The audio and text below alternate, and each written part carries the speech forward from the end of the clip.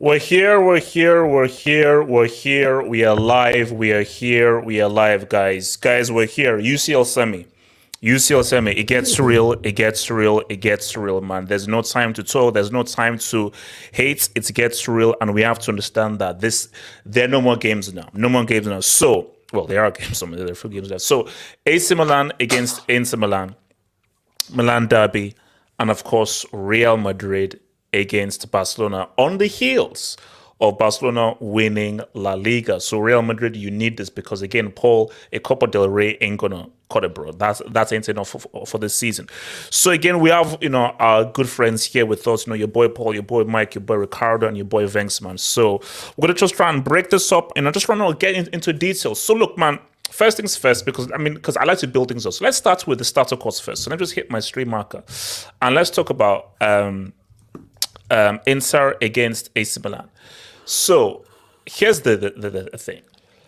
Whether he has a broken leg, a broken face, or whether he's going through menopause, Leao has to play for AC Milan. So he just has to play. Like, if Leao isn't there, I don't think that we should even have the match.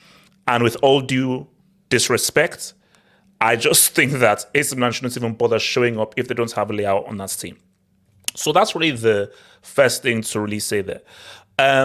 So beyond that, even if Leao plays, I just find this is going to be a very difficult game for Inter Milan. I just think that Inter Milan, their options they have, they're on form. Lukaku dropping a two-piece on the weekend, and AC Milan having to face their own fans, the Ultras, based on their loss to Spezia. AC Milan are not coming into a strong phase, but it's the UCL, it's the Champions League, you never know. And we've seen crazier things even happen before. Mike and freaking Charlie, we all know about corner taken quickly, and those guys were 3-0 down. So, but then the difference with that though is that it's a home game for both sides, and technically this is actually Inter's home game, quote unquote. But with regardless, it's the same freaking pitch. It's the same damn stadium that both sets of players know very well. So I don't think it's that much of an advantage either for Inter or for AC Milan. And I just think it's. I would be shocked if AC Milan turns around. Can AC Milan score 2 goals? Sure. Can AC Milan score 2 goals without Inter replying? Doubtful. I don't think so. So AC Milan could win this game. I don't think they will. They could win this game. If they win this game, I don't think they win this game with Inter not getting anything on the team sheet. So at best, the best I can give AC Milan is 2-1. Beyond that, I'm not sure what I can give them. Mike, talk to me, man. AC Milan and Inter Milan, what are you saying? Well, apparently, Rafael Leao is going to start the game, so that is at least a good thing for Milan. Yes. But obviously, Yes. I mean, he's not going to be anywhere near healthy. Look, this is going to play into the hands of Inter because they're just going to use the same tactics they did last week. Sit back and hit Milan in the counterattack. And it's just key for Milan is you got to defend better. That was their downfall. The defense and the midfield were an absolute calamity in that first half. There was no continuity. They were just so it was just too open and too easy for Inter. Of course, Inter did a wonderful job in just breaking them down, but I just felt like Milan they just collapsed in that first half, and I think the occasion kind of got to the players because some of the players they haven't never been in this situation. Now heading into tomorrow, obviously Leao is back, but is he enough to really overturn 2 goals? And against this Inter that are just they're finding form, they're scoring for fun, and Milan losing to Spezia. They got to go to in front of their ultras. They got to apologize to the ultras. Ultras giving them shit about the performances recently. Yeah. So there is a lot of different approaches heading into this game. One team is on fire. The other team seem like they're just limping to the end of the season. And if I'm Milan, you gotta take the game to Inter. Obviously, I don't think you need to go all out attack in the first half. Second half, you're gonna have to do it. But for Inter, they just play their own game. They can pick them out.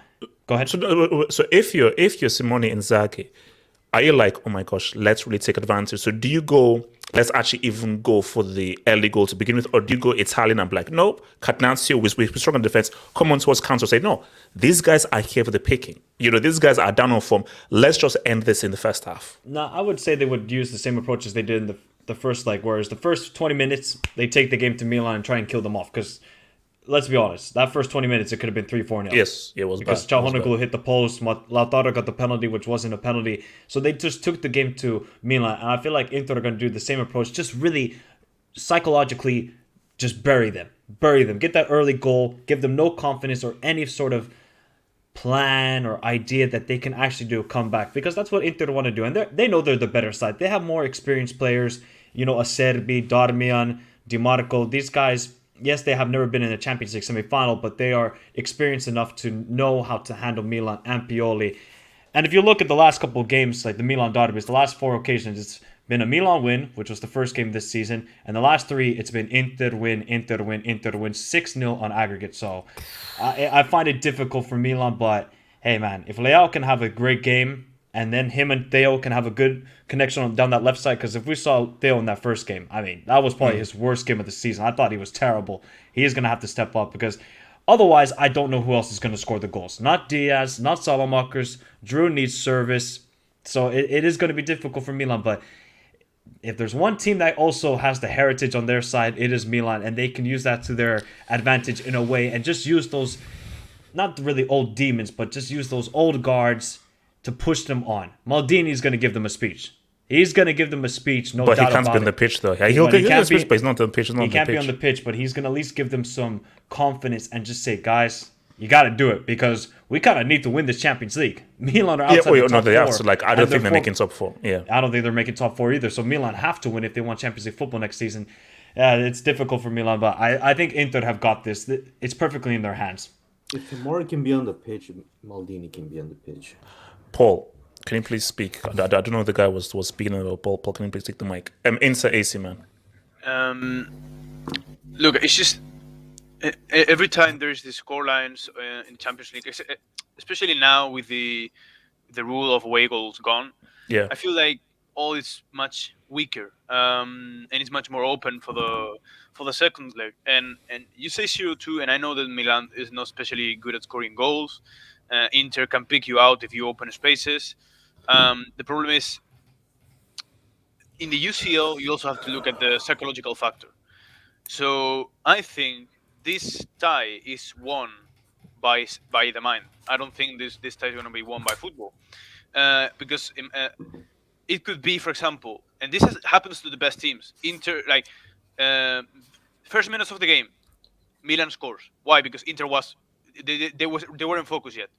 Now it's 1-2, and now Milan can play slow, can play calm. Why? Because they know they are gonna be playing with the mind of Inter, and Inter will be now afraid of attacking, because hey, maybe maybe now we have they have Lea, whatever. So for me, it's a matter of who has, let's say, the early game, who has the who can set the first difference. Whoever sets the first difference, I think is gonna get the game. Yeah, because if Milan can score early, that makes Milan things interesting. scores early, I definitely, of course, still Inter can win. I do think Inter is a better team, as I said for the first leg, but I think this kind of ties without that rule for me is they are very open. You think 0-2, you think it's a superior team. Suddenly it's 1-2. Suddenly it's 80 minutes to go, and it's one goal, and they don't need to score. They just can take you to penalties, because once you were the favorites and now you are at overtime or at penalties, your mind is is half defeated. Like, because you had the advantage and threw it out. No, but Paulo, do you think this Milan side, from what we've seen of them, can they score 2 goals without reply? Again, it's just that, I mean, obviously, again, on paper, I don't think so. Leao is no on 100%. Obviously, for me, Inter Milan has a better football side, a better team. Giroud is a brick, yeah. So, but to be honest, again, this is very open. It is very open. If Milan score a early goal or score in the first half, or something like that, but they don't need like one counter-attack goal, something like that, you open the game. You open doubts. With doubts, mistakes come. It's much more open than people think. Still, who I think is going to win? I think Inter's going to win. Vex, talk to me. What do you say, man? Inter AC. Save the best for last. Right. I forgot about you. So sorry, Vex, continue. As always, I feel it's going to be in these big nights in the UCL. It's going to be the quality of the midfield that's going to decide. As a Real Madrid fan over the years, I know how important the midfield, the quality of the midfield is to win Champions League trophies and important semi-finals like this. I think again the quality of Inter's midfield will have too much for this AC Milan side. And if Milan is going to come back, I think Rafael Leao is going to have a match of his life, and this is good. I've seen in Twitter that some of the Tactico accounts, they are touting Leao to be the next Thierry Henry. So he has to play like Thierry Henry. But here's the thing, though, and this is why Twitter is a very dangerous place, because there's some people who don't have a brain. Now, I don't know how you can actually function, because I think you need your brain to use your fingers, but I think basically Twitter, they're using dot because people that don't have a brain use Twitter. So be very careful with the Twitter, because I have about 50 or 60 accounts muted and blocked on Twitter. So you have to be very careful of the ones that you're viewing. So we're scared. Yeah. Vince, continue, please. Thank you, Vince. Yeah. So I fancy Inter. I mean, I don't think I think Inter might even keep a clean sheet. That's how I see this. I mean, I don't think I don't trust this Milan side, and I don't. Not a great fan of Giroud also. So no one is. It's going to be a miracle for Milan to. What are you saying, Mr. Ricardo? What are you saying, man? Okay, you know what? Since you're so smart, you're a teacher, you teach the kids and everything, give us an argument for AC Milan. Because I think everyone has agreed that Inter have won it and so forth. Give us a truly compelling argument that doesn't require divine intervention or juju for AC Milan to be able to say what's up on Tuesday night. A footballing argument. Me arguing that AC Milan have a chance to win. Now, watch out. Kids are watching, so be very careful of your analogy. Okay. Based on what you're asking me, making a good argument as to how AC Milan win this. I want you, as a black man, to tell me, does white privilege not exist?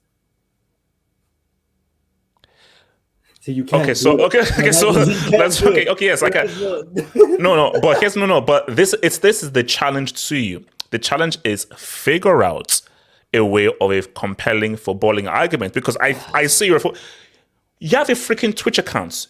You didn't even say, yo, Halford, man, I want to be this amazing football guy. I know more than you. You stupid boy. You stupid moron, man. I'm going to probably go to. So prove that you know more than me and so forth by giving me a footballing argument as to how it's. So let's say you are purely.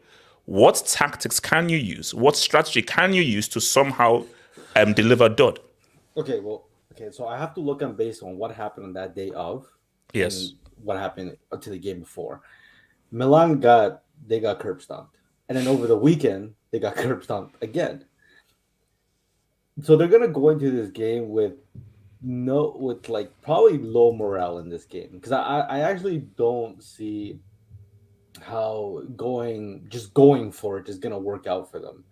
Because Inter Milan, like Michael said, they're just gonna do the same thing that did in the first leg, and they're just gonna wait till Milan make a mistake, which they probably do have a mistake in them, and see if Inter can capitalize.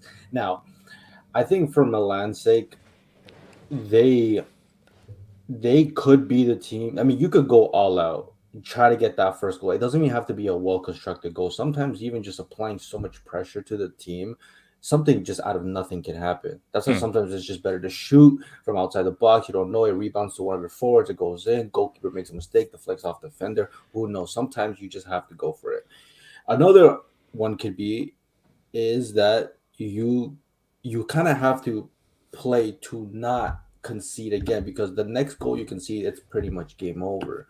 So you almost have to let Inter come at you, because that's the only time you're gonna get someone like Leo, someone like Theo get in behind with their blistering pace and whatnot. And a lot of the times, especially I think when Milan scored against Napoli, for example, it always came against the run of play. I mean that's obviously assuming that Leo is playing, because he's the one that's going to instrument those great moments. But it's almost like, I think it's not even necessarily about chasing goal, despite the fact that they need the goal. It's about them being this defensively sound, because, like I said, they're fortunate that this tie was only 2-0. It should have been 3-4. Yeah. Who knows? But I think getting the first goal doesn't necessarily have to come in the first 10 minutes. The first goal can literally, you have the first half. Hell, you have the opening first 15 minutes of the second half. It's just making sure, to me, it's always if the difference between both teams is one goal and you're going into the 80th minute and the team that needs the goal is the one on the front foot, that's where you see the team that's trying to defend for their life going to start to make mistakes. So essentially the way I see football is that as long as Milan is winning 1-0 or by the difference of one goal going into the 80th minute, that's where I'm going to see Inter Milan try to hold back as much as possible. And to me, that's always kind of you're just asking for that. So basically, should Inter's approach be hold what we have, or let's actually aggressively try and find the third goal on our Well, I mean, you asked me to make the argument for Milan. Yeah, and I'm now trying to mess you up now. So for Inter Milan, I mean, why would you change anything? You were completely, it was boys against men against boys the last game, and then you go into the weekend. Or boys against infants, yeah. And then Lukaku scores an incredible goal. You got to rest some players, I believe. Milan, garbage. I think mentally, emotionally, the fact you're going to be playing with a more, Interista fan base in the stadium, 2-goal advantage, everything is just pointing at Inter Milan just having a comfortable night. I don't think they have to change anything. I'll be surprised if they do. I think it's actually bad if they do change their approach, because they've had numbers. Like Michael said, they've beaten them the last 4 times now, actually. Three times. Okay, I thought the fourth was the last game, but okay. So even if it's 3 times, and then they've done it without conceding a goal, they clearly have your number. And I think this is probably the most morally beaten Milan side. And I think to be honest, Milan should easily finish this game. I think they'll score in the first. I mean, Inter Milan should easily finish this game. I think they'll score in the first half. And that'll pretty much be it, 3-1. I think they'll get a consolation goal, maybe a 3-1 on aggregate, and then Inter go on. All right, so let's get into the main PSG resistance. But I know, Trent. No, yeah, Trent. I mean, that was a ridiculous goal. Did you see the goal? No. But what I just saw people in the street saying that Trent scored a crazy goal. I was just going to say, because, a lot of people are going to write off Milan. It was the same thing last season. Liverpool, Villarreal. Everybody wrote off Villarreal. What did? They took a 2-0 lead in the first half, and then obviously Liverpool went on to win the game. But just always these Champions League games, it always just brings the best out of the players, and maybe Milan just have that one last great game in them this season. Maybe I know. I think, Mike, I'm with you. Like, Inter should win, but this isn't over. no, it's not. I don't think if it was over. 3-4-0, I would have said it's over. Because if Milan can get an early goal, it changes everything. Because I think you have to look at the psychology now. Milan now know that this is your season. They know that Serie it's pretty much over. So when you're facing something where there's now a sense of desperation, like everything is on this game, that's a very dangerous kind of a team to play. So for me, that's what I say that whoever gets that first goal is going to be very, very key indeed, man. All right, let me hit this, man. Let me hit this. So guys, let's talk. So, because I want to come first to Mike and recording this, but let me hit this. Here's the thing right now. I with all due respect to Inter or AC Milan, I feel that the game on Wednesday will decide the UCL winner. I just feel that either side they'll be too strong for either Inter or AC Milan in the final. So with that being said, it's going to be interesting. And I feel that it is perfectly placed for either side to say what's up. And there is an argument for either a Real Madrid or a Man City, because I think what we saw from that first leg is both sides know each other's strengths and they know each other's weaknesses. So both sides know how to hurt each other's sides. And that is also very key there. And I think this is almost a bit similar to my AC Milan argument. Real Madrid know that this is your season. This is your season. By the time... So, yeah, So by the time... No, sorry, because they play afterwards. Okay, so, but for City, they still have the Premier League and they still have the FA Cup. Like, yes, Real have the Copa del Rey, but it's Real Madrid. They have way, way bigger aspirations. And they know that losing the league feels a bit iffy. And I think no Madrid fan can deny this. If Real Madrid do not win the Champions League, Barcelona would have had a better season, 100%. If Real win the UCL, okay, take your pick. We won the UCL, you won the league. We won the UCL, you won the league. But if Real don't win the UCL, categorically, Xavi from the deserts, because they called him Xavi Atreides. Xavi Atreides would have had a superior season to Real Madrid. You did. Yeah, 100%. So my thing though is, but my thing though is, I mean, I just feel, guys, we nobody can predict the future. So we're just trying to use our footballing brains to try to come and with a logical way of what we think is going to happen. Because the beauty about football is we can talk. We never know what can happen. A red card, this, that, so forth. But I just feel that it's two legs. You can't judge Man City, but that's first leg. You're going to see a completely different Man City on Wednesday. Most likely, you're going to be seeing a Mahrez who is starting, and you're going to be seeing a team who are going to be a lot more proactive and a lot more aggressive in how they move the ball around. Because you see, City were lacking the aggression with how we know they can move the ball around, specifically in a vertical direction. So you're going to see a lot more vertical football happening from Man City, and a City team that's going to play much more aggressively on the front foot. So with that is now how Real Madrid can react to that. And I'm going to retrace what I said after the second leg, which is that Benzema is needed. Vini and Rodrigo in the attack, I don't think they're enough. It's a lot, but I don't think it's enough firepower to be able to outgun Man City. You need Benzema for another amazing performance and a top performance. That's what you need.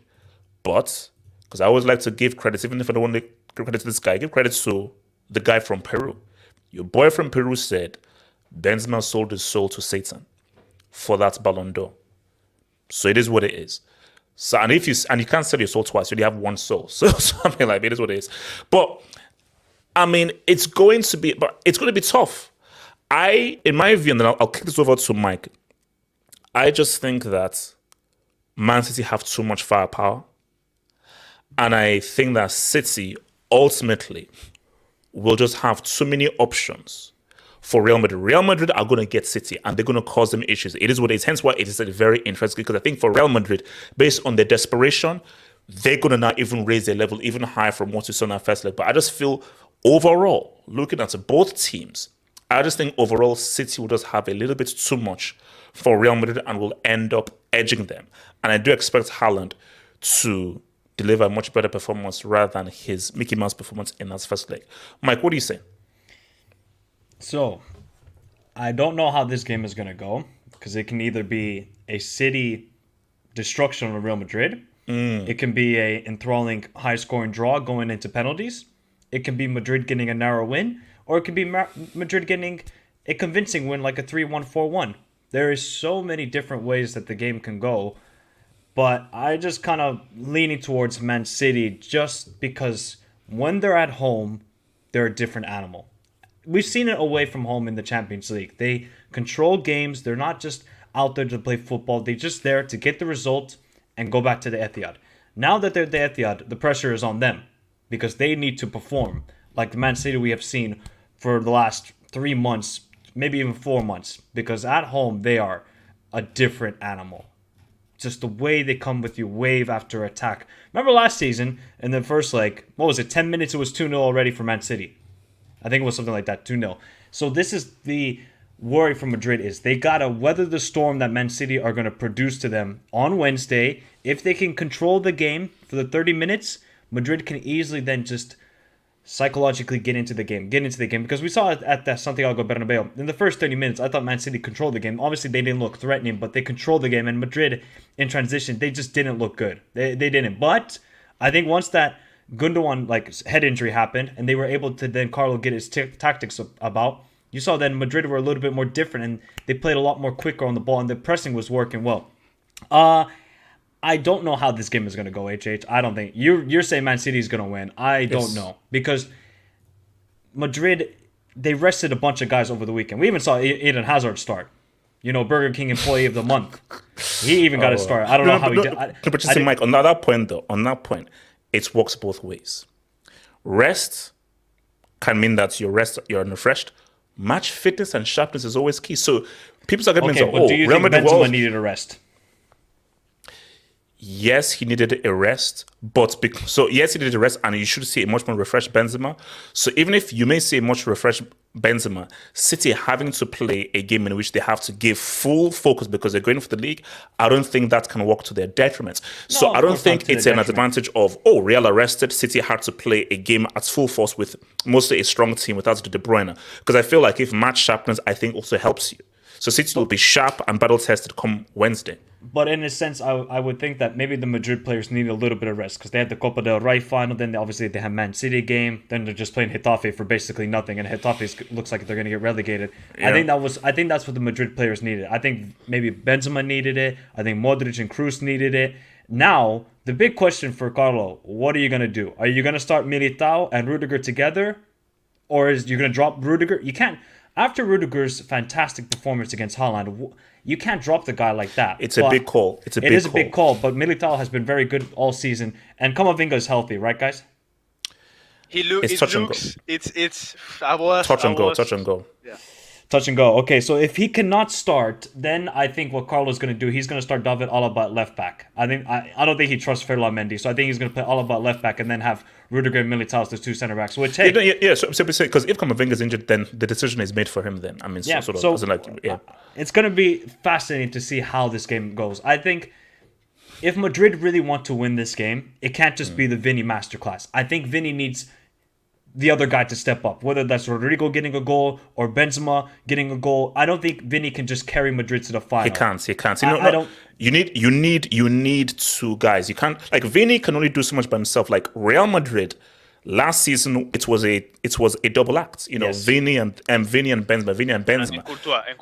And Courtois. But really, I'm just talking about just the offense, because it can't just be like, because if you just give the ball to Vinny, okay, City can very easily double up on him, and then where does it freaking go? You have to have a combo. And you just saw instances where Real Madrid, once like Benzema had flashes of really getting into it, you can just see how they can really open them up. But it's continue. Because we saw like against Liverpool, I mean, you're going up against Liverpool and Chelsea. We see they were not good enough. Like, you could have had Vinny just had a masterclass, and that would have been enough for Madrid. You're going up against Man City. And I mean, for Man City, it wasn't their greatest game, but I think they just had a professional performance at the Santiago Bernabeu. And now on Wednesday, they're coming with ferocity. And how will Real Madrid respond to it? That's why it's such a fascinating battle.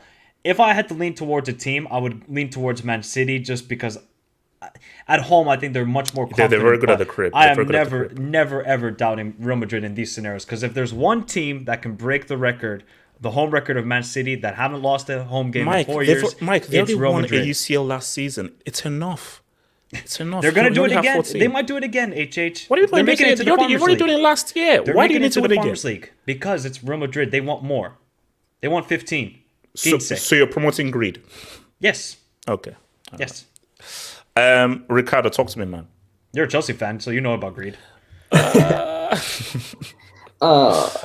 Wait, what's your question in specific? No. I mean, Who really, wins? just general thoughts. City against Real Madrid, because I think, like, basically, both me and Mike are saying that. Well, I'm saying that Real can harm City, but I feel City are better at home, and I don't think City will have a little bit too much for Real Madrid, specifically with adding Haaland upon there. Mike is like, he's edging with City, but he thinks that it's going to be like a lot closer. That it's a difficult one to call. Like, I'm respecting Real Madrid and who they are. I just feel that I'm looking at this as two legs. The first, you can't use the first leg, but like, ooh, City were locking together De Bruyne goal, man. Real controlled them a lot, because you guys were saying to me that, oh my gosh, 1-1 is fine. Like, you feel confident. I'm sorry, it's just 1-1. I feel Real Madrid had to win that game to put themselves in a really strong position. 1-1 for me, it's great for City, because City know that it's 1-1. We didn't play well, but it's 1-1, and we know we can play a lot better in that second leg. But we gotta talk. Yeah. I would have to agree. I think if there's a team you're going to favor, I mean, for the sake of favoring, you would have to favor Man City because they are the team that play at home. They are strong at home. But ultimately, football is football. Like, you just never know what happens. When you're talking about like Real Madrid, those things like stats, records, and stuff like that, they don't matter. Because records and stats like that, they're meant to be broken. That's literally why they exist. So can Real Madrid be the team to ruin the night of Man City? I could see it happening. I could see it happening, but I will still favor Manchester City. I just think that what Real Madrid is going to do is going to be probably more key, just because the Camavinga injury. But he might be back. I'm convinced these guys are doping because I don't know how the hell his knee was literally backwards, like it was inverted. Oh wow. And he's fine. And then it was just the last week, Modric, I think he met up with Pogba. Not even doping, bro. I don't know what the fuck's happening. Like, not even if you dope. Like, if yeah, it's true. There's only so much dope. Dope isn't magic. So basically, if you say like Harry Potter, Gandalf sucks, and if you say like Gandalf says it was something, yeah, because doping doesn't produce magic. So yeah, I don't know. I think Pogba might give a referral to Modric because that didn't make no sense either. Wait, no. You can't use Pogba because the guy got injured again. So obviously he's of no use to anyone. He sacrificed his knee for. Well. I thought Witchcraft was supposed to be a lot more robust than that. No, it's a life for a life. So knee for a knee here. But Modric came back. Let's see, and then Camavinga. But it ultimately depends. I think honestly, I know some people have been saying that that Valverde, Rodrigo might not play, which I think is stupid. I think Real Madrid have to roll up with the same lineup. If Camavinga can play him at left back. It's been working all season. Why would you change it now? Yeah, look, I much rather. I just think it's kind of fine. Like they're first. Ricardo, what's happened to your mic? Your mic is sounding a bit crazy. Is it? Hold on. Oh, I don't know. It sounds like you're in the aquatic. What? Is it better? Yeah, it's a little bit weird. Do you have wait, what are your settings on your audio thing? Do you have like freaking echo cancellation and automatically adjust mic volume on the strip on the? Yeah, I have it on. Yeah. Maybe you put that off because it's messy with your mic. It was on. Is it better now? Yeah. Better. Thanks. Techie guy. All right, man. No, they got to roll with the same thing, but I do agree that the other guys are going to have to step up. Good streamer, by the way. I know. The other guys allegedly. The other guys gotta step up, especially Benzema. Like if there's any moment that Benzema has to wake up, it's gotta be right now. Like this is their season right here. Also Vinicius, like he's had a great season. I think even if he stinks up on Wednesday, I wouldn't hold it against them unless like he just goes back to like pre UCL Vinicius before he had one. But no, I think it's the rest of the guys. I think Vinicius has done his job this season. It's up for the other guys to step up. Rodrigo, in my opinion, has been great. I think Valverde as well has to step up. I don't think he has been as good, but I mean, he was going through some personal issues. Well, I won't really hold it against him, but I think Real Madrid could do it. But I do think Ancelotti has a big decision to make. Let's just say Camavinga is not going to start. You kind of have to play Alaba at left back. You have to play Rudiger, and then Militao. In my opinion, as great as he is, he's been looking a bit dodgy the last few games. But I mean, he's still a quality player. As for Man City, I think this is Holland's got to do something, in my opinion, because Hell yes. you can't shoot blanks in 2 games. Like that's. Okay, well, look, we didn't need to use that analogy. All right, okay. Sorry. Yeah, he can't get goose egg both games. Like that's very unprofessional by him, to be honest. But at the same time, the what's his name, the industry plant might double down and say, "What's up?" Like this might be De Bruyne has been a consistent guy showing up in UCL semis, bro. Yeah, but He's been consistent. You told me he wasn't a big game player, but he's been not even that, but Gundogan as well. Ricardo, I'm shameless. He always Hazard a World Cup, so he doesn't know shit to Hazard.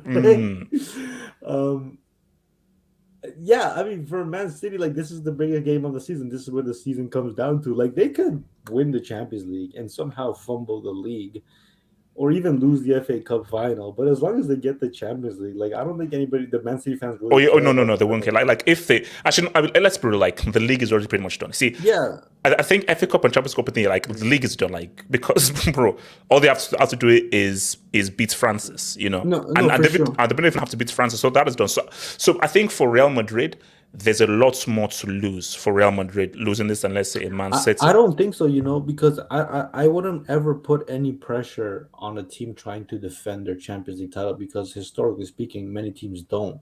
And I know No. But Ricardo, do you know why? Okay, let's say Real Madrid lose on Wednesday.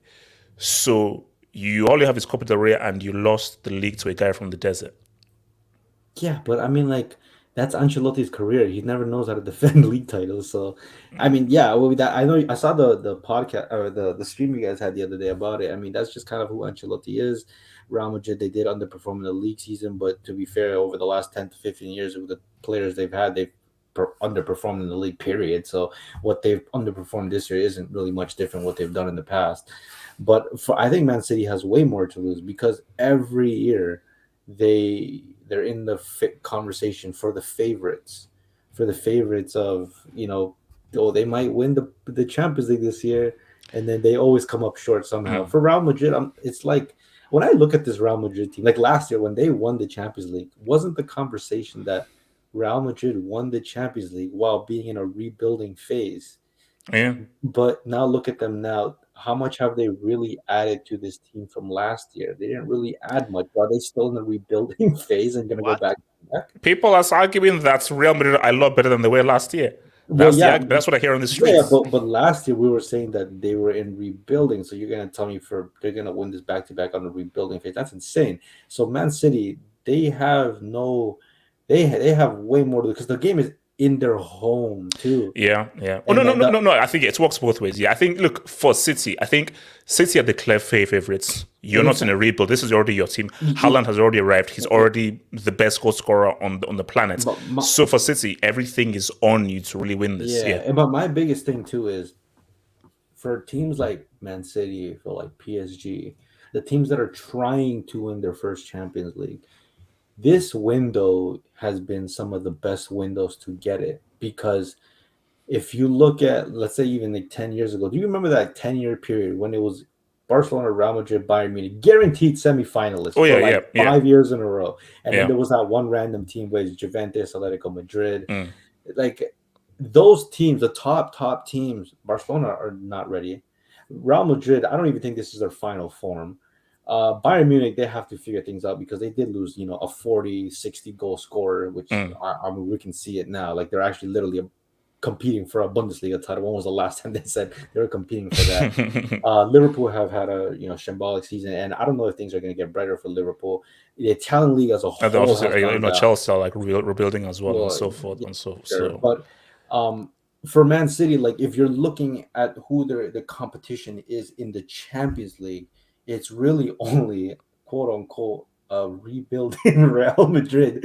So if they can't get this done, I'm sorry. Like I don't know when they'll ever win it. So yeah, that's kind of how I view it. Thanks. Talk to me, man. Yeah. First of all, let's say to the point of Madrid being the ones who are under pressure, I totally disagree. I think Manchester City has all the pressure in the world weighing up. I mean, after the first leg, I think the Man City fans are very nervous. I mean, when compared to the Madrid fans. I mean, even Madrid fans felt that we're not the favorites right at the beginning of the time. And as Ricardo had mentioned, we are defending champions, not much pressure. I mean, again, unless we'll get embarrassed in the second leg. I mean, there's not going to be lots of talk. I think we'll just say that okay, it was rather expected. City were too good for this Madrid side under Ancelotti. But if Man City loses this one, I think all the the criticism, the what Pep is going to face. I mean, especially from guys like you, right? The left stream will be on full force, and Okay, so okay, but you can so imagine man, what's going to happen. okay, so let's say Real Madrid lose this, and the end of the season, all you have is a Copa del Rey. Is that a failure of a season? It is a failure of a season for the standards that Real Madrid has for themselves. But at the end of the day, the league is considered to be the main failure because for Real Madrid to lose this league to this version of Barcelona, it's an absolute disgrace. So that will be the one which will be pointed at. And even people are saying that even if Madrid wins the Champions League, that this league season cannot be excused Yes. for Ancelotti. So that's Is that the a feedback dog? that we have. Yeah, it's not my dog, it's No, the no. dogs on the road. Oh, okay. All right. Shout out the dogs out there, man. Shout out the dogs out there, man. Correct. If it's too much of a disturbance, I mean, Oh no no no no no no no no! what Just about them? keep talking. If you talk louder than the dogs, then it's fine. Just keep talking for the dogs. Dogs don't Okay, talk, okay, by the way. will do. So that's on the pressure thing, and I think Kamavinga should be fit enough. He was training on the pitch today, and he's expected to join group training on Tuesday. So, and we are not in a situation to, if Kamavinga is iffy, also we have to play him. I think Ancelotti will have to start him. The question is he going to start Alaba at left back or Kamavinga at left back? I think both Militao and Rudiger are going to start as centre backs for this one. And I think Rodrigo will start on the bench for this one. I think there is talks about we not having an impact sub even during the first leg. We couldn't turn to anyone as impactful as a Rodrigo even in the first leg. Right, we only had the legs of Ceballos and others coming off the bench. So I think this is going to be a four-man midfield this time. The only question is, is Kamavinga going to be a midfielder or Chouameni is going to be a midfielder? If Kamavinga starts as the left back, I think Chouameni will be the fourth midfielder. So okay, With, okay. What would you do if it Kamavinga is fit? Do you put him in midfield to start or left back to start? If it's you making the choice. If it's me, I would want Kamavinga to start in midfield, but I think we cannot trust Alaba against. Alaba is a better centre back than a left back. I think Mahrez will absolutely tear him apart if Alaba starts as left back. That's my only concern, and I feel Ancelotti might start Alaba the left back position. That's what is worrying me. But if it's up to me, I'll start Kamavinga left back and I'll put Chouameni in midfield. They should start Vallejo, to be honest. All right, Paul, No, talk Paul, talk to me. What are you saying, Paul? My friend, do not worry because look, Kamavinga has never played as a left back. Kamavinga has never played as a left back. That's what the picture tells you. If you actually see what he does in the pitch, I also believe he was playing as a left back until you. I actually lately I've been very interested in tactics and everything, and I've been learning a lot of things, to be honest. And one thing that you can see is actually if you see the games and you analyze it, analyze them, Camavinga has never played as a left back. Sure, he has defensive actions, he has defensive responsibilities, but he doesn't play as a left back. It's just that his function on the specific system that Carlo has created against City. Carlo has been creating a system against City, which is what we saw in the first leg, which is, look, it's basically having a false 4-3-3, a false. Actually, it's 3 defenders, and that's why actually the choice of putting which center backs to put is actually very easy. Militao is going to play, and Rudiger is going to play, and Rudiger is going to be again the individual mark, and Militao is going to be with his speed, with much better. With Militao now, we have the gun of putting direct balls to Vinicius. Very like Militao is a great passer of those uh, long range passes to Vinicius, to Rodrigo. He can activate them even if we're low block. That's one weapon we didn't have today. Now we have speed with him. He can be if he's actually doesn't lose his mind like last 2 games. He's the best center back in the world, as I've said many times. Militao has to start. He's Ancelotti's man. Like there's no doubt about it. Rudiger had an excellent game, and I think he definitely starts well, and he will again do the individual mark. So basically, you're basically making an argument for Camavinga in midfield. So Alaba Yes, left. Okay, I'm thinking, okay. You have to understand. You have to remember, because actually this left back is not a real left back in this system. It's more of a one more midfielder. Okay. Why? Yeah. Because what you want to do. Why is? Well, look, I'm gonna ask you one thing, guys. Which Yes. side do you think is the strongest? The left side or the right side? For who? Man City or Real? For Real Madrid. Oh, left side. Left side. No one doubts it. Not only about Vinicius, but have you seen sometimes in the league and past games, Cruz, he had good passes, and I'm talking more of the past, but he had lacks defensively. Yeah. Why is he now playing much better? Because the plan from Ancelotti is to actually guard him. You're going to have the false left back in one place. You're going to have the actual pivot, which I think if Camavinga is 100% fit, I think he will play pivot. Or one of the main pivot, let's say, because it's true that we'll probably play a 4-4-2 or something like that. I don't think Rodrigo will start, by the way. I think he will be used as an impact. So it's going to be Valverde on the right then. Yes, I do think it's going to be an actual 5 midfielders because of the false left back thing. So, and basically, what you want to do is make Cruz not have to defend, and make Cruz just make breakthrough passes. And actually, he's having a very good games lately with that system. And if you do that, you're going to activate Vinicius. You're going to activate Benzema. I think he will show up, even though it's not my favorite player. He has to show up, Paul. He has to show up, bro. He has because okay. Paul, can you Is there a scenario that Real Madrid can beat Man City without Benzema at his best? Because I believe that if Benzema is not at his best, Real Madrid cannot beat Man City. They cannot beat Man City. It's impossible. I think we proved. I think we proved in the first leg that we could. I mean, it could happen. I mean, it's not like City played better than us. It's not like Paul, it was 1-1. It was 1-1. But he didn't win the game. It's 1-1. It was 1-1, and it was a 1-1 where when they had the ball, we didn't really suffer that much, and when we had the ball, they were suffering, and they couldn't recover it. It was a game where I think Real Madrid demonstrated, and I think City will do much more. I'm not doubting that. We can perfectly lose the game, absolutely. But Real Madrid proved that we could win. Now, okay, this year is not Benzema's team. That was last year. If you've seen this, of course, he's a very important guy. But right now, Madrid can win without Benzema. I truly believe so. It's all about Vinicius. It's all about Camavinga. It's all about these two guys. The 2 stars of this team is Camavinga and Vinicius. I think it's on the tactics going to be a 4-4-2. In actuality, you're going to see Rudiger a lot on the left. Militao is the central center back.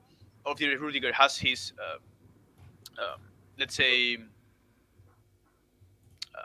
responsibilities with Haaland. But like, why? Because Alaba, do you remember the versatility from Alaba? He can also play midfielder. That's why he's so valuable for this system.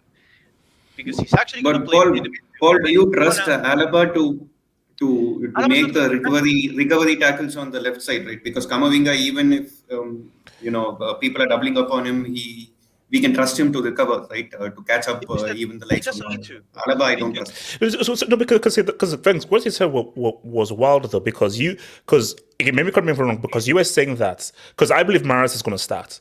because City are not going to attack because City were in conservative mode in the first leg. Now they're going to go into attack mode and now take the game. And I think something that's going to be very key is getting that ball to Mahrez and him trying to get onto his left.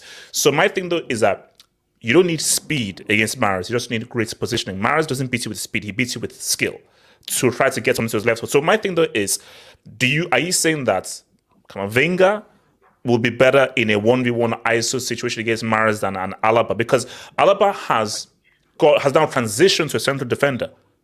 At a point, for about 2 years, he was the best left back in the world. Now, he's no longer that, but at a point, he was the best left back in the world. And there is still the muscle memory of left back. He can never be what he was at the peak. But for me, if it's a case of like, there is a danger man in the opposite team on the right, which is Mahrez, who we know can cause crises, because the guy that's got the goal, I would trust a guy who has played and is comfortable in left back in Alaba than a Camavinga. Because remember, don't judge Camavinga's defending in that first leg, because City were not trying to do anything. Now, they're coming for you now. They're coming for the attack.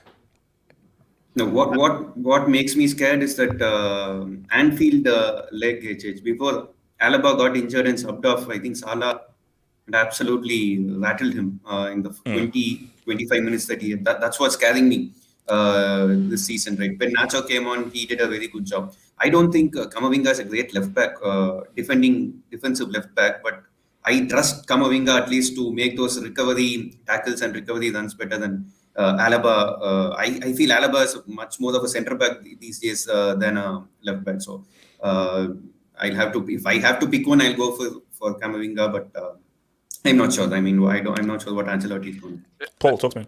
You also have to understand if Pep plays Mahrez, which I agree he will, or it's very probable he will.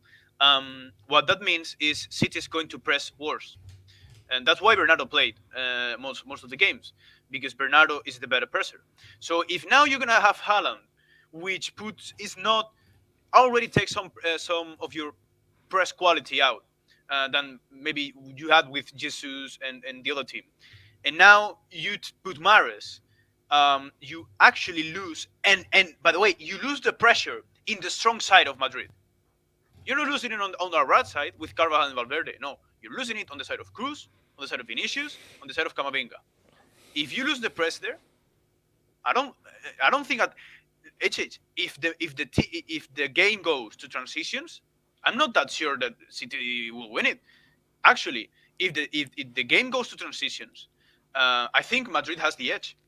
I think City's tactic game, just like Pep, is control the game, but obviously control for possession, but be a lot more aggressive in hindsight. Wait, hold on. Let me just get the because there's a question I want to pose to Ricardo, to everyone, Ricardo Bananas, everyone's. First of all, Money Miss, thank you for the door, Money Miss. HH, can we get your hair care routine, luscious hair? All right. So, Ricardo. Yeah. I'm looking at the streets, and I think I see a few City fans saying that Bernardo Silva is going to start instead of Mahrez, because they say that Bernardo Silva is going to be used to track the run of Vini. Now, before you answer, here's my thing. So if, let's say, I've got a decision, Silva or Mahrez, it's tough. That is tough because I think both guys offer things that are different. I think you will get a lot more defensive cover with Silva, and don't sleep on what Silva can do offensively. At the same time, Mahrez may not be as good defensively covering the way that Silva is, but I feel that Mahrez has the ability to produce something magical out of nothing. And I have more faith in Mahrez. So if it's me between those two, it's a risk. It's a gamble. But my mode is we have to go out and destroy these guys from the jump. Because we cannot have a situation where Real even think of getting that first goal. Because in my mind is, let's get the early goal. So what my main mode is, go on the attack, go on the offensive. And I'm like, because I trust Rodri's intelligence in the DM to maybe draw in and cover and how well we can intercept. So for me, I'll be like, you know what? I'm starting Mahrez, go on the offensive to get 1 or 2 goals early on. But what say you? Do you roll with Silva first or do you roll with Mahrez first? I would roll depending on who's the starting left back. Because I think in the first leg, what we saw when Real Madrid were on the defensive side, Camavinga, his youth, his athleticism definitely helped with someone such as Bernardo Silva. Because Bernardo Silva may be a very, very technical player, but he isn't the most physically gifted. No. Whereas I think maybe someone like Mars would have actually gave Camavinga a harder time because he's more flasher, he's tricky, he has a silky touch, he's more agile, he's faster. I think those would what's it called would have troubled him more. However, if we're looking at David Alaba at left back, then maybe you go for Mars because I mean, I mean not Mars, Alaba at this point has probably gotten very accustomed to playing as a center back, and he plays well as a center back.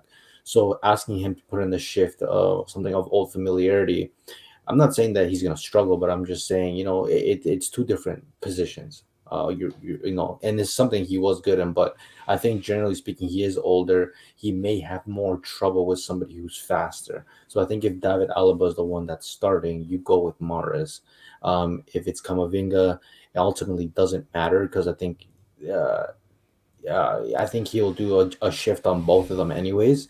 But I don't think it's depending on what you're looking for exactly. Because if you want, in my opinion, if you're trying to get Holland in the game, which what you want to get him in the game, and he hasn't been in the game, you would prefer Bernardo Silva for his creativity. No, but just Ricardo, see, I think if you're City, don't fall into that trap. Don't fall into the trap of like, we have to get Haaland. We've got to Haaland in the game. Yeah, let's try and get him in the game, but we know that we can beat them without having. Haaland is not the be all and an end all. Yes, we can try and find him, but we have other ways in opening up Real Madrid. So let's not just hint this whole thing of like always try to find Haaland. Haaland, if you're there, cool. But let us just remember how we used to play and how we used to operate and create chances. Because City's the blessing that City have is they've got the two flex. We have this new goal scoring element, which is Haaland, but bro, they were a few minutes away from knocking Real Madrid out last year before Rodrigo said what's up in the last few minutes without Haaland. Yeah, but that's under the assumption that Haaland is gonna play like that 11th man who played last year for Manchester City, which they don't have because Haaland's profile is completely different. You can't expect Haaland to play like whoever was in that position last year. I think it was Kevin De Bruyne playing like as a false nine. I could be wrong, but to me they have to get Haaland involved because sometimes even when your best player is involved and he's playing well, it's a morale boost. Yeah. I mean, how do you think Real Madrid is gonna act if Vinicius played like shit? Like they're gonna feel like, damn, we have no answer for these guys. But because Vinicius is Vinicius, and he's probably the best one-on-one player right now, you always got a shot with Vinicius. So now this is an interesting question, and like anybody can jump in. Do you think Vini's playing well is as important for Real Madrid as Haaland's playing well is important to Man City? Because I feel for Real Madrid, I think more so Vini has to play well for Real Madrid than Haaland has to play well for Man City. Yeah, because I think when you look at the type of managers they have, Pep Guardiola doesn't emphasize individuality unless you're an absolutely exceptional, which in this case, the only player he's allowed individuality was really like Messi because he didn't give him any defensive responsibilities. I look at this Man City team, there's nobody's in the same class as Messi. So I don't think that actually works with this Man City side. Whereas Carlo Ancelotti, he's a manager who said before that he lets the players express himself. He's old school. He's old school. So in a sense, his game, his idea of football is more reliant on the players' individuality, not as a whole, because I mean, football is more evolved than that. But I think the way this season has unfolded, Vinicius has definitely been the talisman more so than Benzema. And it's lucky for them that when Benzema didn't step up, it was Vinicius. But like, I do agree that Real Madrid are the team that relies more on a specific player because, I mean, let's be honest, Haaland has scored a lot of goals, but 36 and 35. Yeah, I mean, don't get me wrong, without him, they wouldn't be anywhere near the league title, but we have seen Pep Guardiola without strikers, and he's been just as successful, and statistically, he's been more successful, although this is, the first year with, an out-and-out striker. But I generally still think that Man City do need to get Haaland involved because let's be honest, if Real Madrid score first, which could very well happen because they're the team that's going to be probably most likely on the counterattack. If they score first, how is they're going to come from? Are they going to get desperate? Are they going to just start crossing balls, hoping Haaland jumps like 3 meters in the air? Like they're gonna need him tomorrow, and if he doesn't show up, then Haaland is pretty much what I've always said. He's a fraud. He can never be the best player in the world. Oh, And gosh. Vinicius Hate is him. better than Mbappe and Wait, how Haaland. does Mbappe get pulled into this and so forth? Hey man, when you're the Wait, best, you look, okay, catch look, strays. Paul. Peru is rambling now. Paul, if for you, and then I'll come to with the Vets as well, would you rather face? Would you be more afraid of Silva or Mars if they started? Who would cause more issues for Real Madrid, Silva or Mars? I think. I mean, you put in a weird. Obviously, individually matters, but due to what Silva gives to City, I prefer him Guardiola to start Mares because I feel like we have the tools to stop him. It's just a matter of organizing and who does what. And I think that without Bernardo, actually City's press on our strong side is much lower. That is going to free us. I think Pep won't let that. And I also, I mean, there's a reason Bernardo is starting. There's a reason Bernardo started. And if the game against us went so well, according to some people, why would you change it? Why? So okay, I sent you one thing in the DMs, HH, which is how I think if you want to put it up, if not, it's fine. It's just how basically actually Madrid is probably gonna play this game. If you see the game, I think you'll see what I sent you. So if you want to pull it up, Yeah. I don't know I'll if I pull it up. Pull it I up. don't know. Right. Oh wow. Okay. So this is how you feel they're gonna set Yeah. up.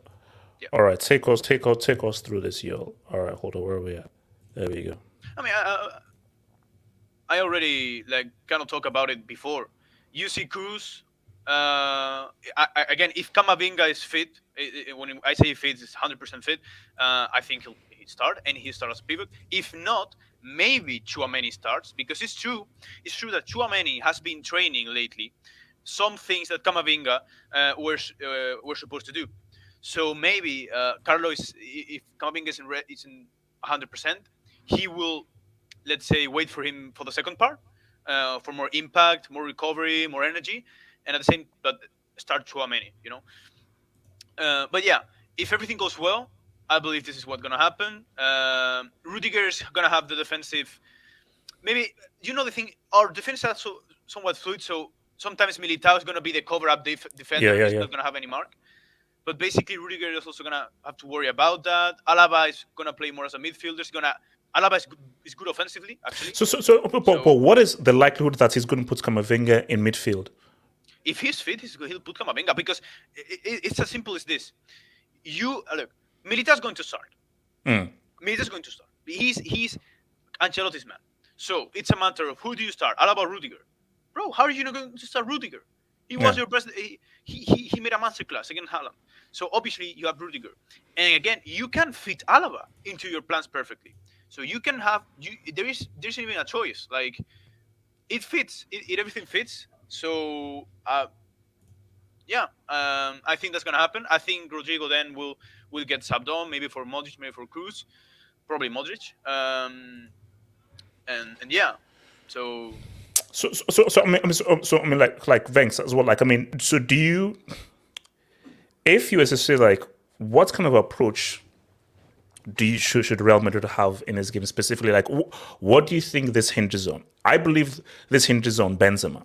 You know, obviously the midfield has to be functional. Obviously, you've got to win your 1v1 battles, and you've got to ensure that you don't allow Grealish to really get into any good pockets or have any good overlaps, and you've got to ensure that, you know, Silva and so forth do not find any quick one-twos and pockets, which is because City always like to create those triangles. So beyond that, but what do you think for Real Madrid this hinges on? Do you think that it's about Benzema or not, or do you think it's Benzema plus a lot more? Like, what key things do Real have to do well and make sure that they focus on to ensure that they can get a result? Just before I get there, HH, one comment on who would I rather face, right, than Silva or Mahrez. If you notice one thing, Haaland was not so good. We all know that Haaland is a great header of the ball, right? Yeah. Like we saw against Everton as well, he scored another headed goal. One thing City are missing without actual wingers, right?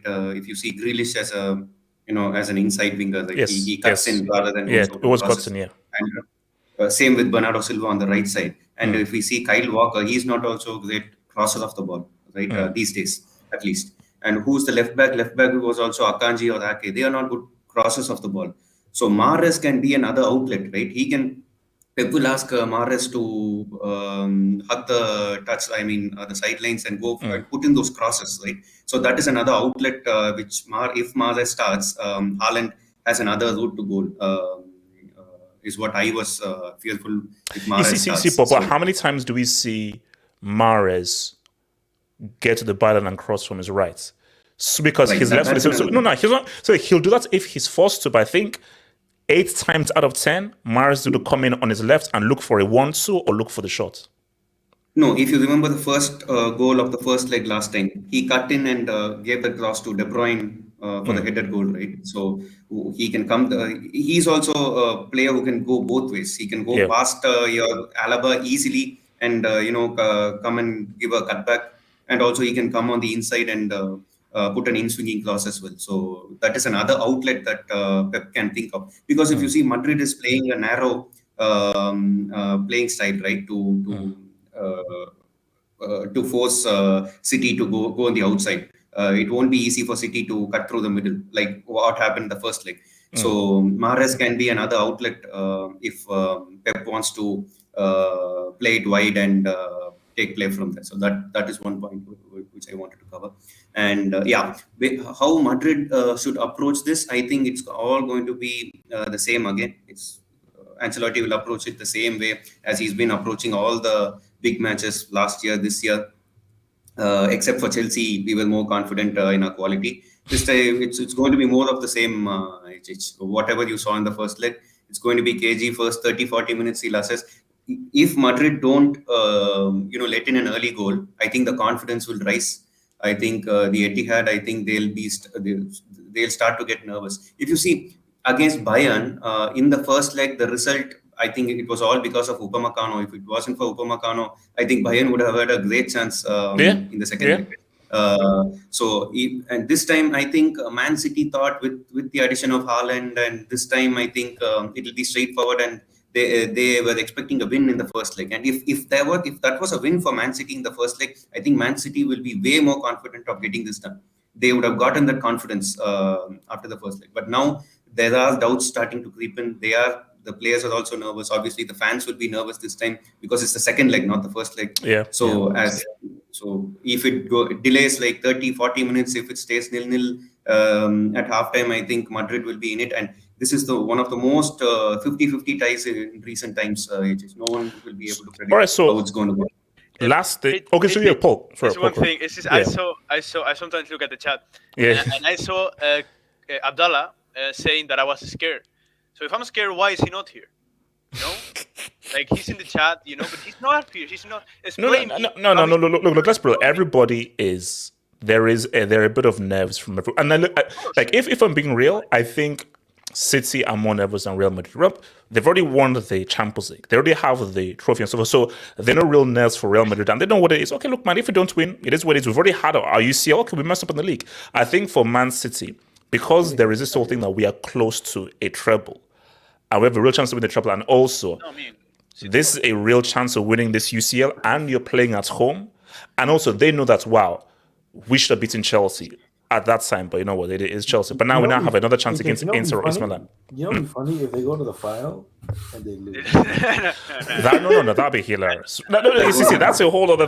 But I doubt it. Okay, so look, let's just look at predictions, man. So let me hit the stream market. Pull off the Madrid arrogance by saying that this is big.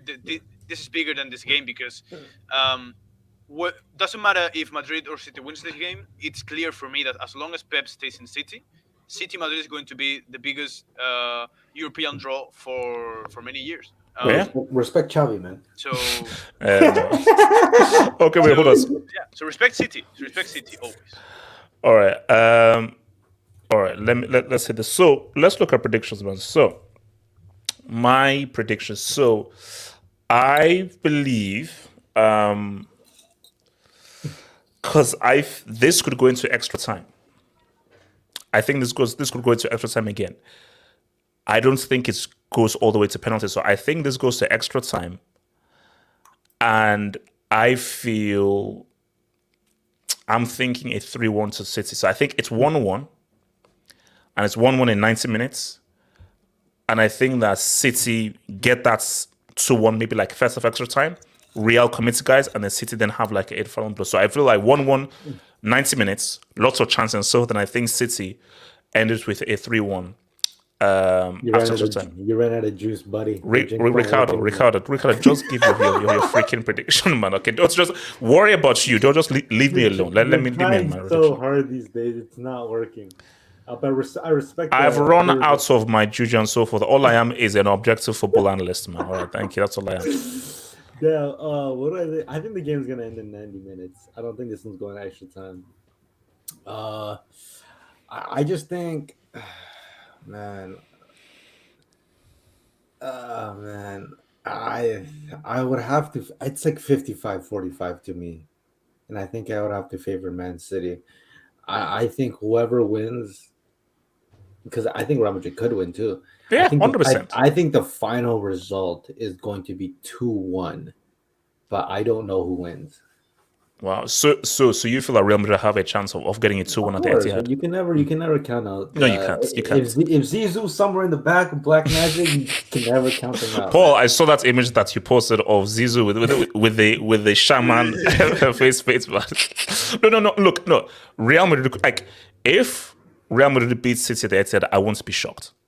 Like, I won't be shocked. It would be like, oh my gosh, because it's Real Madrid. So I wouldn't be shocked. So if there's any team to break this whole winning run and so forth of City at the Etihad, of course it's Real Madrid. So if Real do, I'm like, oh, it's freaking Real Madrid. This is what they freaking do. But I just don't think it will happen. If it happen, I'm not shocked. Vex, what do you? Okay, no, Ricardo, you have to. You have to choose one. You have to pick 2-1 to who? I'm hearing there's a treble in the house. I'm here for that WAP stream. I'm gonna have to go with my boy. No, WAP. Kids, it's WEP. WEP. WEP. I'm going with my boy Pep. He's getting that treble. Do you know? I think it was Zibon who started that song of like, "There's a treble in the house" or something like. Stupid. What's it called? Venks. What do we say, man? Scoreline. My heart says 2-1 Madrid. 2-1 Madrid. Okay. And what does your head Madrid, say? What does your head say? What is your head? So, because that's your heart. So, what does your head say? Because the head and the heart are always conflicting. It says it goes into extra time and Man City win it 2-1. If this goes to penalties, Real Madrid's winning. Yeah, penalties. I don't know how City win on penalties.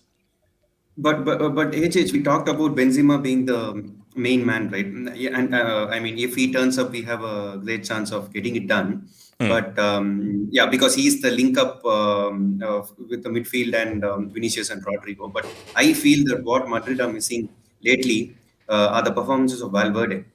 If Valverde turns up, he's going to be the difference. I mean, he can do everything. He can do all the defensive aspects, and he has a good shot also. And I think this can be decided from a shot from outside the box, like what happened in the first time. I mean, Valverde is capable of it. So I think Valverde will be pivotal for this match. Paul, what are you saying, man? What are we saying? I like goals. I'm gonna say 3-2 Madrid, but wow, hold up. Wait, no, Paul, hold up. 90 minutes or extra time? No. If it's on goals, because that's what I was gonna say after. Yeah. It's 90 minutes, but if it goes, you know what? The best players need to feel the biggest losses. Okay. I remember as a Madrista what happened with Mourinho's, and I know you do, as a Mo guy, okay? What happened with Mourinho against Bayern?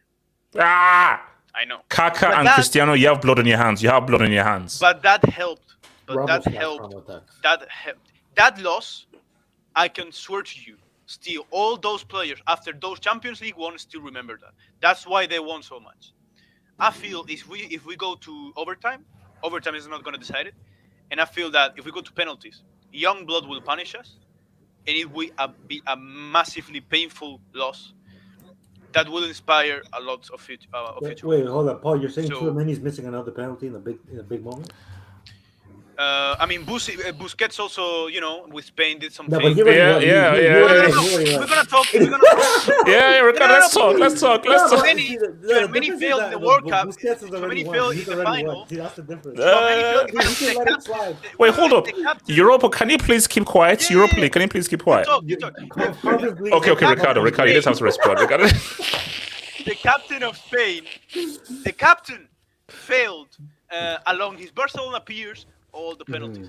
Yes, and Paul from Spain, he can speak on Busquets being a failure. You can't, okay? So shout out to Norberto Solana, man. This World Cup. Yes. No, that's a lot. So wait, no, but look. My thing though is okay. Let me just be fair here and so forth, guys.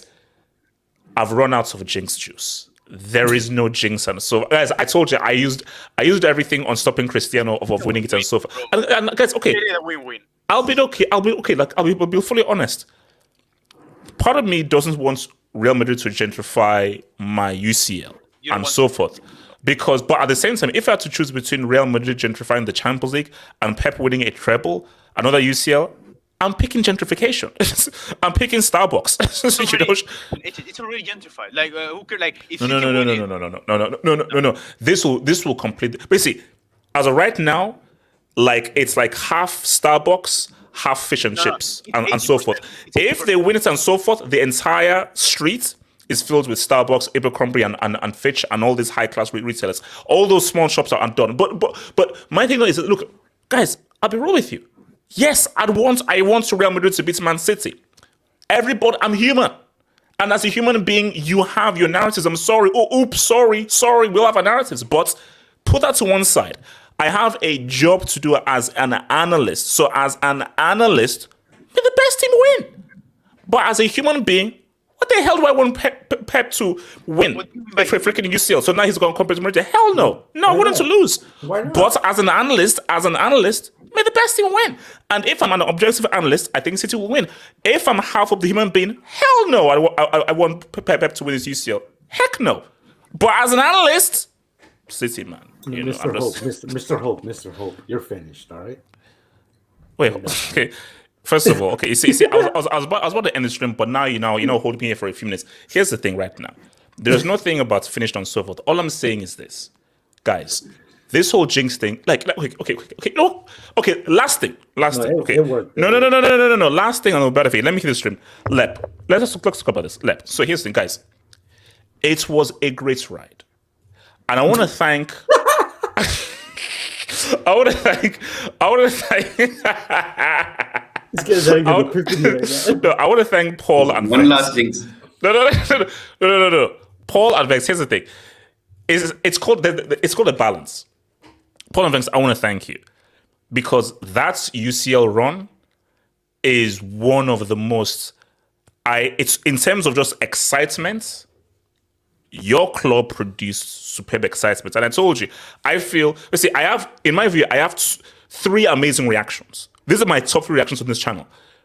When the final whistle went, Chelsea beating Real Madrid, Mbappe scoring to make it 2-2, and Rodrigo sending the game into extra time. Those are my three top goal. Those are probably my three top reactions of all time. Also, Nigeria winning AFCON. So What about thank you, when Mbappe Ricardo. missed the Can you penalty shut against up Portugal? while I rant? Can you shut up? So I think that Paul and Venks, I thank you and so forth. But Paul and Venks, we've had enough lep streams because that's the thing. We have to have a balance. We can't have a lep stream every single year. This is how life works. You win, you lose. You've got wins and your losses. And here's the thing: the pendulum has swung very heavily in this era. It's time for us to have a WEP stream, and I'm here for it. Now, I'll discredit him. I'll bring oil because oil is good. I will bring oil, but I feel that it is City's year. Madrid fans, it's City's year. Paul, it's City's year. Venks, it's City's year. Ricardo, it's City's year. Streets, it's Man City's year. No amount of jinx can stop it. No, but you got one more. There's one amount of jinx can stop it. So, you see, guys, you have to just accept. What if Rodrigo comes on and scores the winner again? Vex, can I respond? No, hold on. Vex, let me respond. Vex, it's impossible. Vex, City can't lose again to the same team the very next year. Because the lap stream that would happen would be unprecedented. So because it will be unprecedented, it can't happen. It can't happen. So for me, it's already done.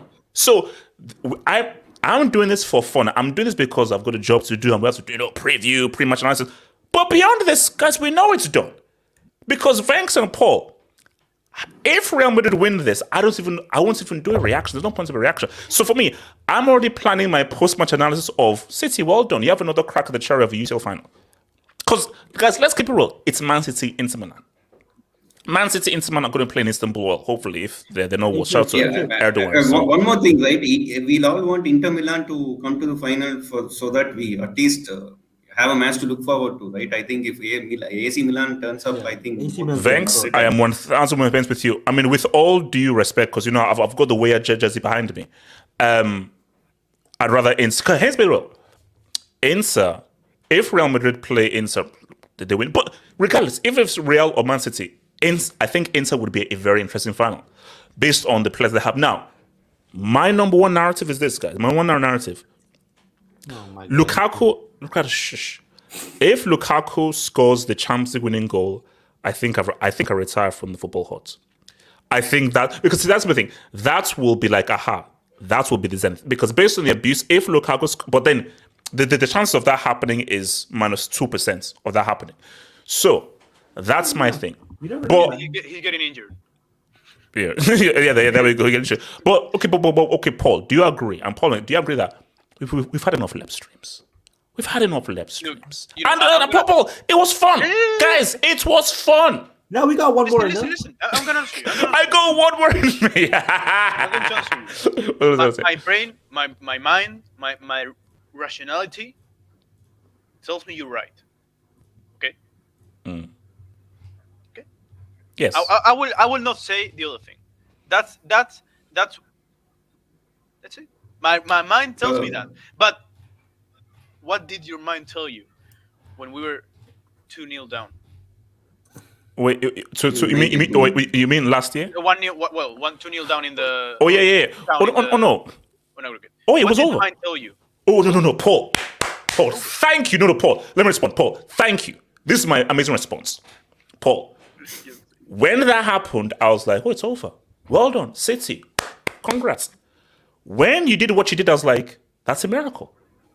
Paul, you can't have a footballing miracle 2 years in a row. What you did last year, it was magical. Disney Plus, Disneyland, MC, all the thing. I have a dream, everything you want. But the whole point is that it can't happen the very next year, Paul. Based on the footballing balance of life, Real Man City with Pep plus a freak of nature from the Viking age can't lose to the same team 2 years in a row, Paul. It can't happen. I'm gonna give you I've done everything before. Paul, it's impossible. Wait, Paul. How do you say it's impossible in Spanish? Impossible. Impossible. But listen. I'm gonna give you a narrative. I know. You like narratives. I know you like narratives. Paul, this channel is built on narratives. Exactly. So let me tell you something. Next year, Champions League is different format. No. 2 years time. It's 2 years time. Well,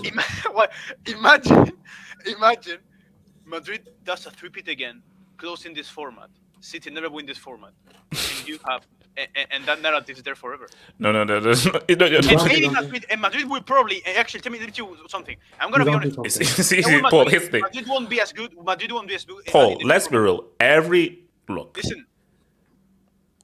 Paul, it's literally one of the same format. I mean, except for the league stage, it's again the round of 16, the quarters, semis, and the finals. And I think Madrid will easily get into the top 8 or even the playoff thing, right, from 9 to 24 or something. Something like that. It's more or less the same thing in terms of I got a question. Like, I know we're coming down to the end of the season, end of the Champions League. How many episodes do we have left before you take like a year hiatus? Wait, episodes of what? No. Here's the thing, guys. I mean, wait. Hold on. No. Peru, you asked me a question. Let me answer the question, Peru. So, Peru, I'm already mostly preparing myself for a Pep's travel. So, again, I'm trying to get my American visa because I want to try and go to the holiday in Miami, man. Because Miami Beach, man. So before I go to Miami Beach with my Latina mammies and so forth, I'm preparing myself. I'm preparing myself. Hey, papi! No, I'm preparing myself for the Pep treble stream.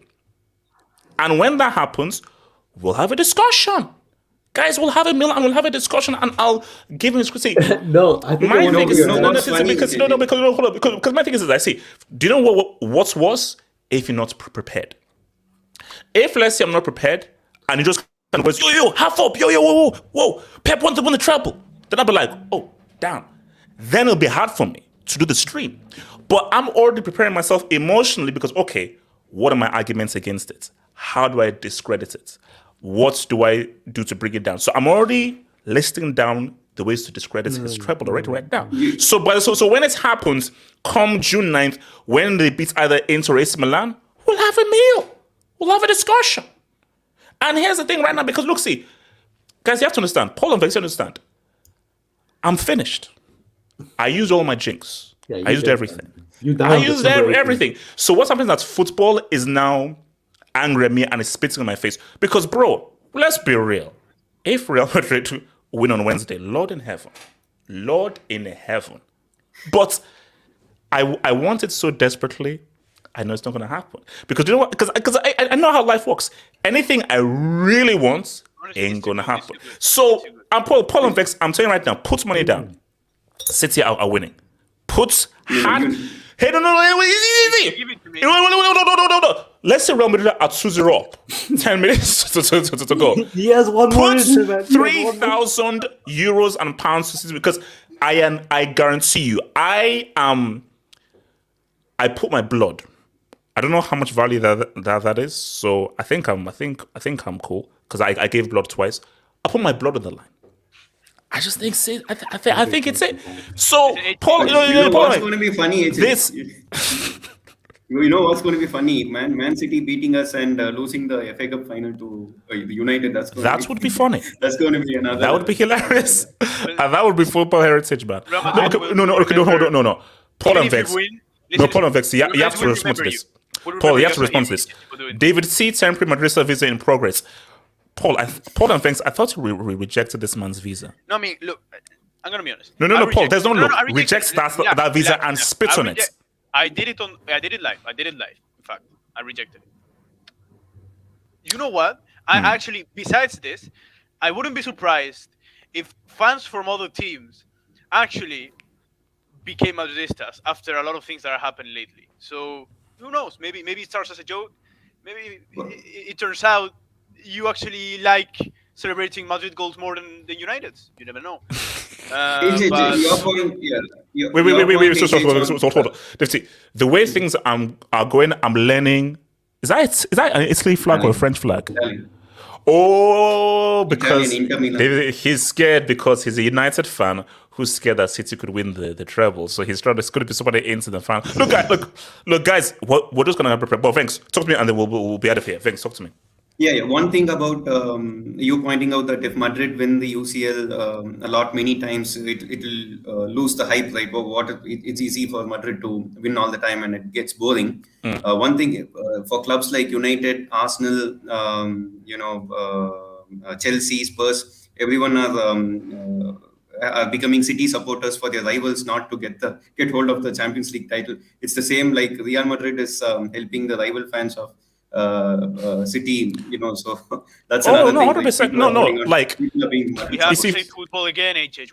No. For me, I'm flying the flag of Mourinho and so forth because for Mourinho's been so forth. And let's be real, United fans are going to be Real Madrid fans on Wednesday, and potentially Inter or AC Milan's come that final. But guys, guys remember. So tomorrow AC Milan against Inter. Tomorrow, of course, that's what happening. And Wednesday is what it is. Real Madrid against Man City, and I'll be on Twitch live and so forth. So I want to thank you to Paul, thank you to Venks, and thank you to Peru.